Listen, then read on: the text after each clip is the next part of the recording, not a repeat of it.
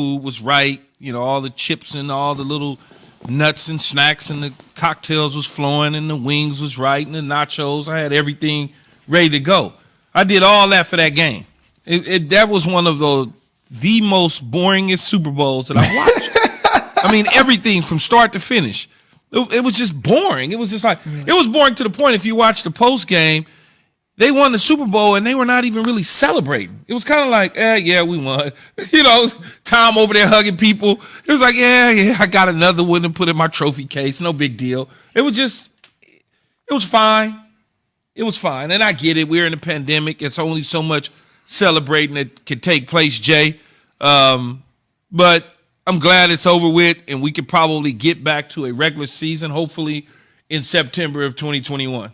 I mean, I even feel like if we have fans there, that still would have been anticlimactic. The most exciting part of this whole thing to me was our text chain that we had, and the picture that you sent it's. What did I send? Oh Lord, this is Zubin. This is where it gets good, and this is why Zubin, we need you on these text chains, man. I'm trying to tell you.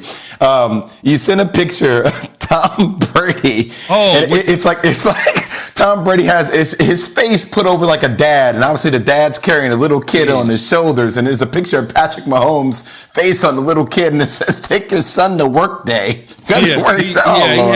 He was riding him on his shoulders. Patrick Mahomes was on his shoulders. Somebody sent me that immediately, when doing the game. They sent it to me, and so I sent it to everybody. Should have been Tom Brady sitting on Devin White's shoulders. Well, I mean, he carried him. Defense gets you there. That's how Tom Brady has done it his whole career, though. It works one way, that way. It's okay. It's okay that Tom Brady has a top 10 defense. Hey, I'm done. I can't even. However he won, I've been fighting. I give up. Give it to him, kid. Dude won again. What can you say? He won again. There's nothing you can say. We can find holes, try to poke holes, look to discredit. However, he won again. He won. Listen to that, Jay. He won again. Again. Key, he has 7. The Patriots have 6. The Steelers have 6. The Cowboys have 5. The 49ers have 5. Just say it. He's the best franchise in the NFL.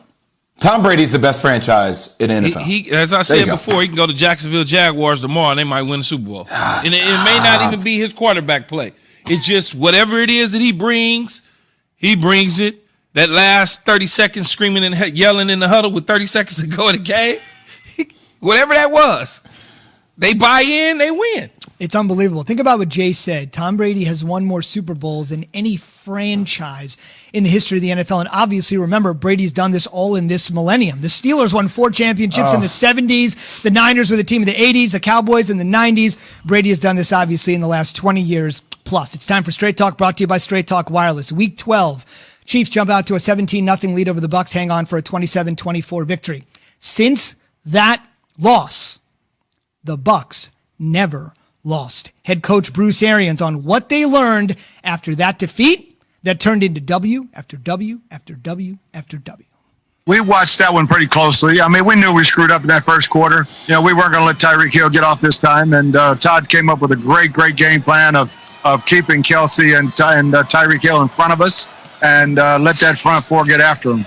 Straight Talk Wireless, no contract, no compromise. So let's kind of go back to the Chiefs here. We haven't really touched here on the Chiefs, and deservedly so. Brady gets all the accolades. He deserves them, his 5th Super Bowl MVP. What did you make of the Chiefs? Obviously, they were compromised at a couple of very important positions on the field. Yeah, offensive line, they struggled. They for whatever reason, Todd Bowles did a great job on Tyreek Hill, and they couldn't figure out how to shake him or Kelsey loose. But that is how you win, though. You keep everybody in front of you, and you rally to make the tackles, and so that was what the Bucs defense did. And then Patrick Mahomes was off a little bit. I mean, it was a jailbreak at times, which was ridiculous. He dropped back and hit his back foot, and the next thing you know, the rush was coming, whether it was blitzing, whether it was JPP, Sue up the middle. I mean, that thing looks different when you're sitting in that cockpit. So for him, he struggled. There's no question about it. But it wasn't all him. He needed some other guys to come to the party for him. The defense certainly didn't play as well as you would have thought that they would have played against the Buccaneers. And it's unfortunate that it turned out to be this way for a guy that a lot of people deemed as the next Michael Jordan of his sport. That's why I try to tell Jay when stuff like that come up. I'm like, Jay, man, Jay didn't say it. Jay didn't say it. Let's be clear. But when you start to push the envelope on things like that, this guy is this. It's like, well, man, let's just let him get to 2 before we put him at 7.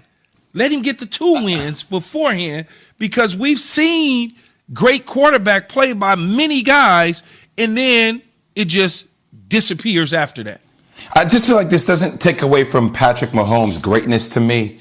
It just, last night recognizing that, look, he was pressured more than any QB in Super Bowl history, 29 times. Brady was pressured fewest times in Super Bowl history at 4, right? So the O-line obviously decimated. Tyreek Hill wasn't doing backflips and giving a peace sign this time like he did the first matchup. Winfield Jr. let him know about that. And the defense couldn't really stop guys like Leonard Fournette and, Gronk and Tom Brady. It was like that was on repeat. That was like watching an oldie but goodie. I just feel, though, like at the end of the day, Patrick Mahomes is still a special talent that's deserving of $500 million. Absolutely. He still is. It just so many things worked against him. I got to give the credit to the Bucs for how they handled that game plan. Todd Bowles should have been the MVP with the way he had that defense ready to go. And nothing's taken away from Patrick Mahomes or the Chiefs. But when you start to talk about the great quarterbacks that have played this game, you talk about them after they win a couple championships. When they win one, we've seen it. It's Aaron Rodgers has never been back since his first one, and we keep waiting for that. Drew Brees is getting ready to retire and has not stepped back into a Super Bowl as a player. And then so when you start to look at the Kansas City Chiefs and Patrick Mahomes, it's like, okay, we know he's good and we know they're young and they all signed and they good, but there's so many other things when you look at the quarterback play of other guys in the past that have gone to Super Bowls and have lost those Super Bowls, have yet to get back. You don't think Patrick Mahomes gets back, Key? I don't know that. To be honest with you, Jay, I don't know, because there's so much that has to happen. Andy Reid's dealing with personal issues with his family right now. Yeah, that was Eric Bieniemy may decide next year when his opportunity's up again, Zubin, to leave and go on. Other teams in the AFC are going to get better. The Jets didn't go out and get Robert Saleh for nothing. The Buffalo Bills, you think they don't think they got a shot? Or the Cleveland Browns? Or you don't think Pittsburgh is trying to figure out how to fix their quarterback situation? Deshaun Watson, where does he land? All of those sort of things.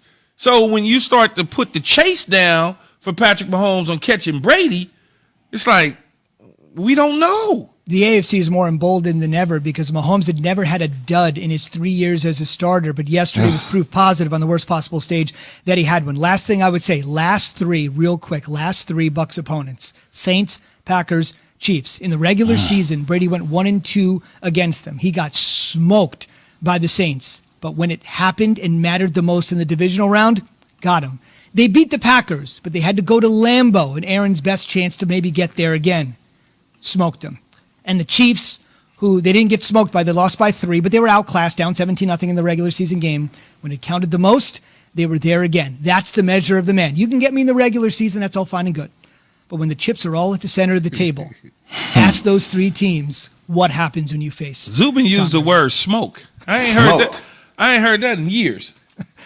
It's all the smoke.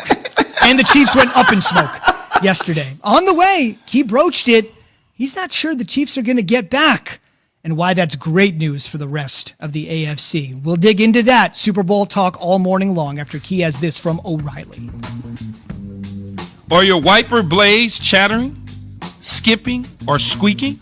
Don't compromise your visibility with streaks or smearing